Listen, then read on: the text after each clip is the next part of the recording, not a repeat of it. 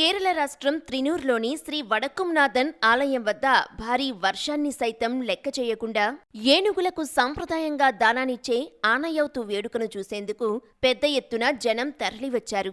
ఈ వార్షిక కార్యక్రమంలో రాష్ట్రంలోని వివిధ ప్రాంతాల నుంచి 61 ఏనుగులు పాల్గొనగా వీటిలో 15 ఆడ ఏనుగులు కూడా ఉన్నాయి. ఆలయ ప్రధాన అర్చకుడు చెరుముక్కు శ్రీరాజ్ నారాయణ్ గురువాయూర్ దేవస్వాం లక్ష్మీదేవికి అన్నముద్దలు సమర్పించి కార్యక్రమాన్ని ప్రారంభించారు. సంవత్సరాలుగా ఏనుగులను ఎటువంటి అలంకారాలు లేకుండా సహజ రూపంలో ఆరాధించే నగరంలోని ఒక ముఖ్యమైన సాంస్కృతిక కార్యక్రమంగా ఆనయౌతు కార్యక్రమం ప్రజలను ఆకర్షిస్తూ ఎదిగింది.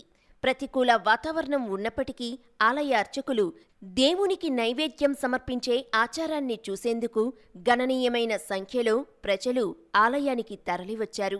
ఏనుగులకు 500 కిలోల బియ్యంతో పాటు బెల్లం, పసుపు, పుచ్చకాయ, పైనాపిల్, మొక్కజొన్న, చెరకు, యాపిల్ వంటి పండ్ల కలగలుపును అందించారు.